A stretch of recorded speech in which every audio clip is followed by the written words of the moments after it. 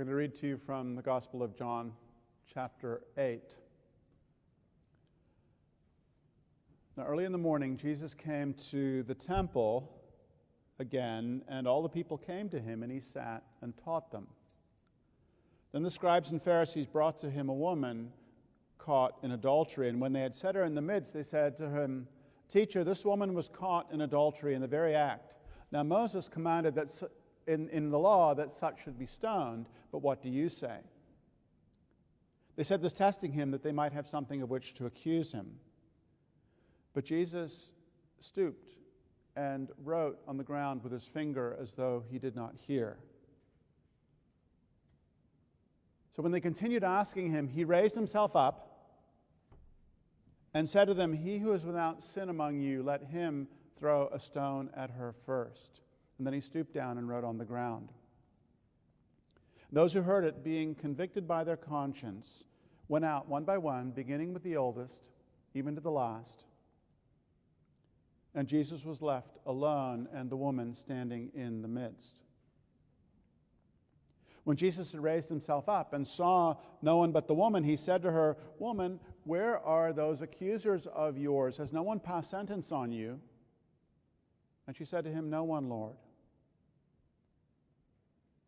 And he said to her, "Neither do I pass sentence on you. Go and sin no more." I just need to do a linguistic statement here. In a trial, there are two phases. There's, are you guilty or not? And if you're guilty, then we have the sentencing phase. So this woman was guilty. She was caught in the act. There was no doubt about it. And so the Lord said, "I'm not passing sentence on you. I'm giving you a suspended sentence, if you will." It's an important context statement there. And then from the work Arcana Celestia, or Heavenly Secrets, the majority within the church think that forgiveness of sins involves wiping or washing them away, like the removal of dirt by water, and that after forgiveness, people go around pure and clean. But let it be known that the situation with forgiveness of sins is altogether different from that. Being mercy itself, the Lord forgives everyone their sins. Nevertheless, they do not come to be forgiven unless the person sincerely repents, refrains from evils, and after that leads a life of faith and charity, doing so to the end of life. When this happens, the person receives spiritual life from the Lord, called new life. This shows what the forgiveness of sins is, and that it cannot take place within an hour, nor within a year.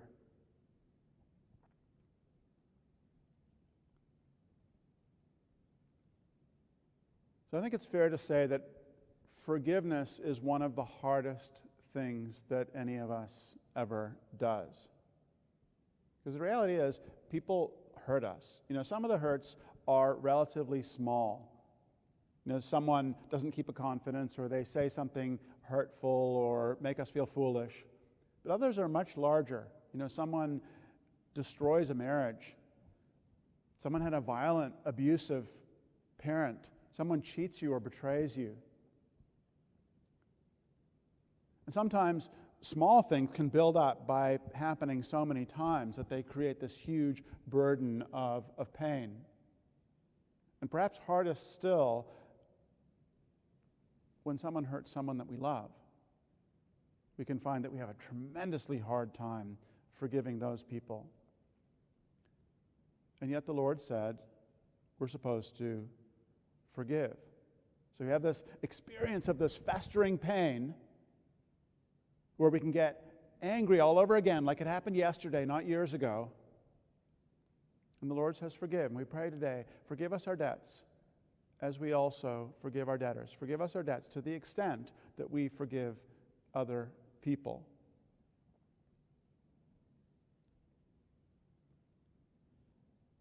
Well, what is forgiveness? We all have our own definitions. And let's assume from now on that we're talking about something real, not one of those things that you should just get over, but real forgiveness for genuine pain caused. Webster's dictionary says, forgiveness is to cease to feel resentment against the offender. And New Church teaching says that to which no attention is paid is said to be forgiven. Isn't it interesting that forgiveness is defined in the negative? Don't feel anger, don't pay attention.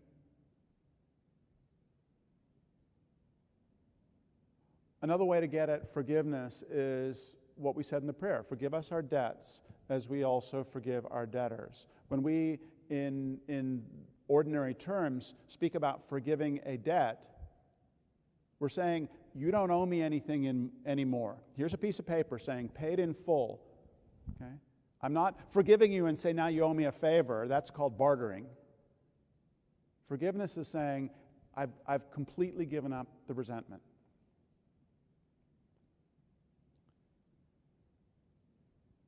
And what we're going to come back to a little later is that ultimately forgiveness is about pushing away the forces of hell in us. Now, before we get more into what forgiveness is, I want to talk about some things that it's not, because false kinds of forgiveness can cause a whole lot of pain. So the first thing forgiveness is it's not saying it didn't happen, like you can't make a judgment about it. We're told to judge righteous judgment by the Lord. If someone cheats to you or lies to you, you're supposed to say, that happened and it was wrong. If someone is cruel to you, you don't pretend that it didn't hurt. That's not serving anybody. It's a false politeness. It just allows the wounds to fester. New Church teaching speaks about the common belief that if someone asks you for forgiveness, you automatically have to forgive them. And then if they come back again and again and again, you automatically have to forgive them every time, in that moment. And that's just a pretending it didn't happen kind of forgiveness. And it doesn't actually solve anything. It's not even kind. So there's a big difference between making a judgment, this happened and it was wrong and it caused pain, and condemning, you are a bad person because of this. We're allowed to do the first, we're not allowed to do the second.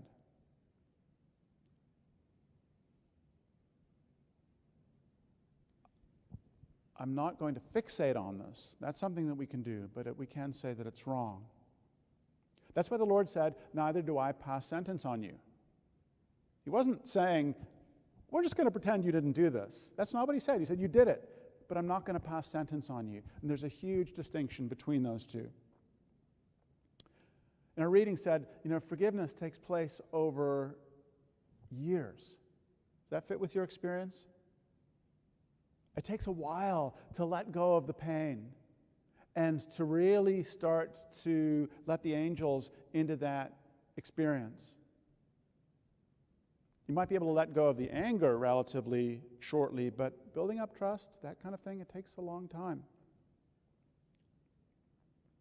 So the first thing, don't pretend it didn't happen and that it didn't hurt. Second thing is, don't confuse forgiving and forgetting. Now, people say forgive and forget, but we use two words because they're two different things.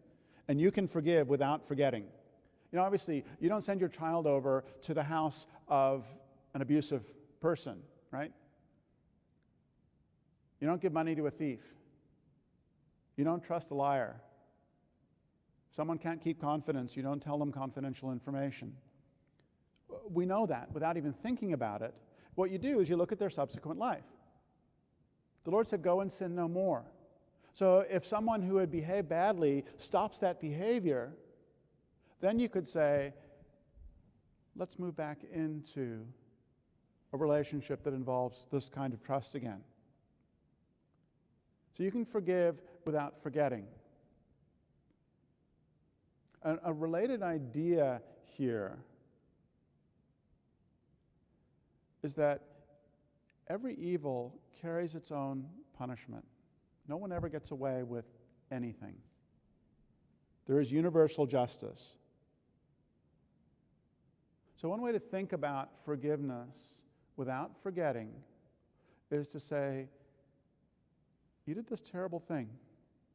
And if in your heart you really meant it, wasn't a mistake, then you are bringing incredible pain into your life. far worse than anything that you did to me. And I feel sorry about that. That's not forgetting, but it's experiencing compassion. So here's another definition in New Church teaching.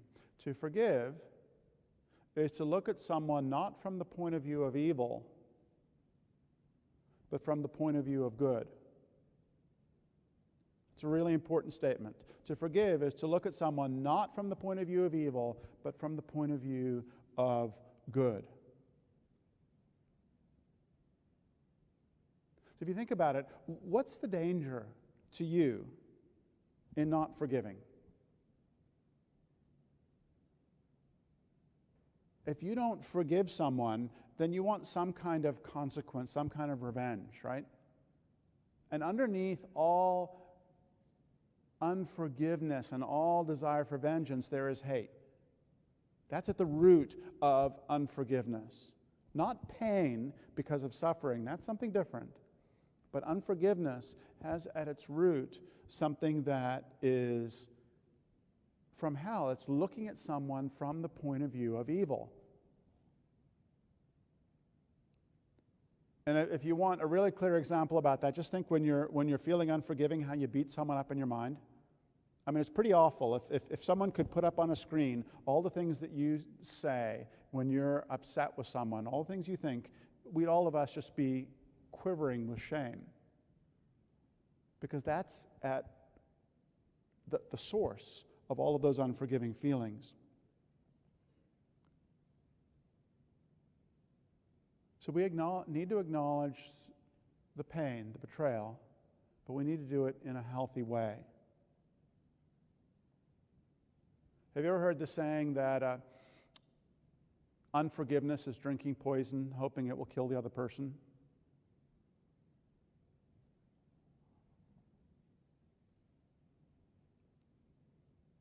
That's a pretty significant statement. Something that we've got to take responsibility for. And one of the hardest things about unforgiveness is that there is this reaction that we can have inside us that says, but wait a minute, you're asking me to do personal work to get rid of these feelings. Don't you recognize they hurt me? Why am I the one who's having to do the work? But that's one of those misdirection tactics by the hells, because if they can keep you fixated on what that person does, then they can come into your spirit and make your life far worse. If you think about it, anything that anyone else could ever do to you is always coming from the outside in, because people can only affect your outside spirit. When you respond with hate, then that does damage from the inside. And that's far greater than anything that anyone could do to you.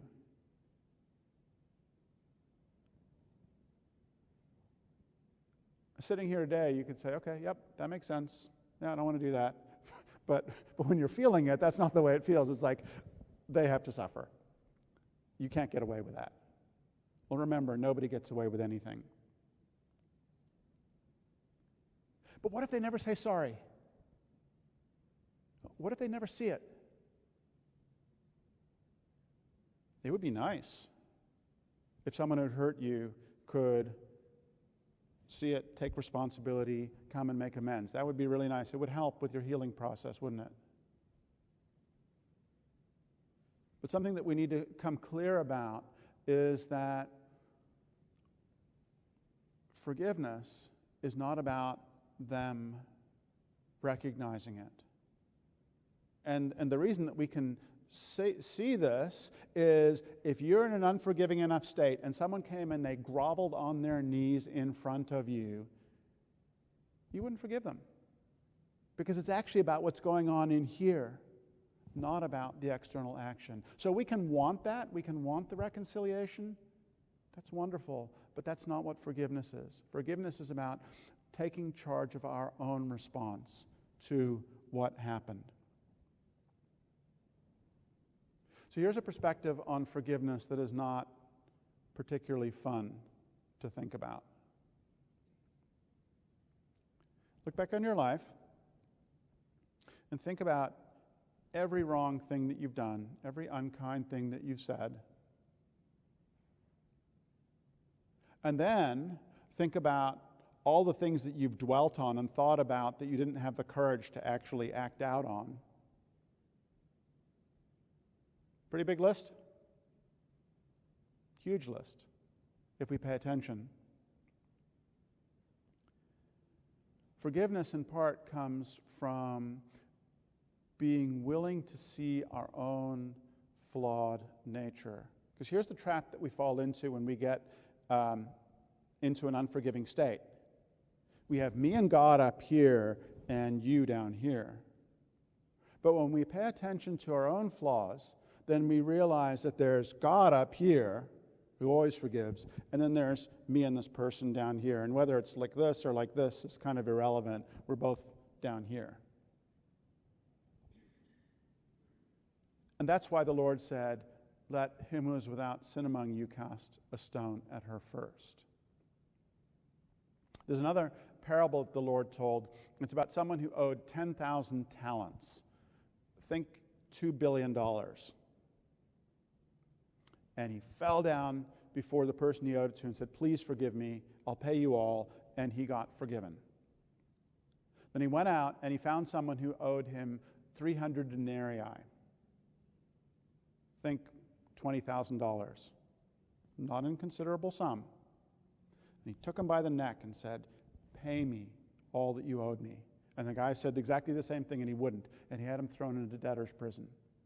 And the point of the story, of course, is that we need to be looking at all of the things that we've done when we look at what other people have done to us. And we can get into, but I would never have done that, and that's not really the point, because we all have our own areas of strength and weakness. If we can hold the two together, what happens is that we tend to have more humility of spirit. And from that place, we're far more likely to be able to look at someone with compassion instead of with hate. I really want you to play with that idea, to think about someone who has hurt you and having compassion for them. And you can do that, then the hells have really lost their power. Not condescending pity, but genuine compassion for them. So a couple things in practical terms. The first step is acknowledge the harm done. Don't try to pretend it didn't happen. Don't try to paper it over. Don't try to feel guilty for having been hurt. And then the second thing is take responsibility for your response. Not for the harm done, but for your response. Because that's the stuff that lets hell into your heart. That's the stuff that does the lasting pain. This is saying, I refuse to do double damage for what you did to me. I will not drink the poison. And then turn to the Lord and ask his help in letting it go. You may get reconciliation sometime. That would be wonderful. But that comes after you've let the feelings from hell out. Another thing to think about is looking for the good in that person. If someone lies to you, it's easy to think of them as, George the liar. Esmeralda the cheat. You don't say, this is a guy who loves his wife, he does lots of good in the community, and he also lied to me. They become just that one thing, the liar. But when you can see the totality of a person, it gives perspective to the things that they do that are not good.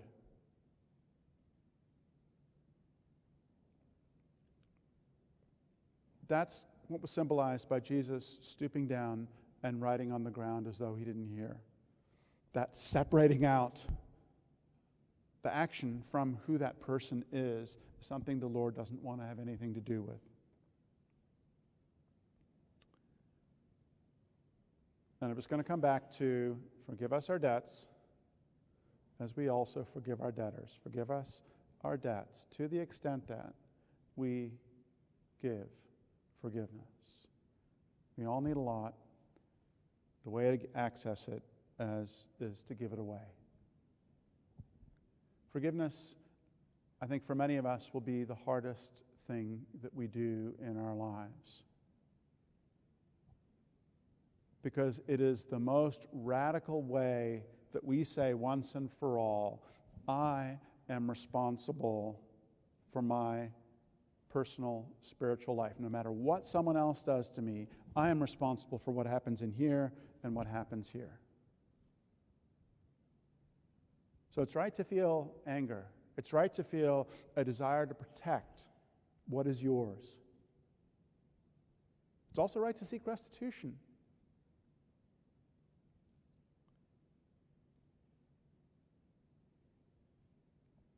And it is still more important to say, you may have done terrible things to me, but I am not going to let hell into my life because of that. So the Lord forgives everything right away. He never holds anything against us.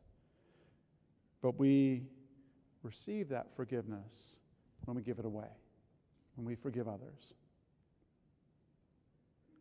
Come to me, all you who labor and are heavy laden. Take my yoke upon you and learn from me that my yoke is easy and my burden is light. And if that feels like a wild way to end a sermon on forgiveness, I think that is the Lord's promise. It is easy, it is light when we let Him in. And until then, it's impossible. Amen.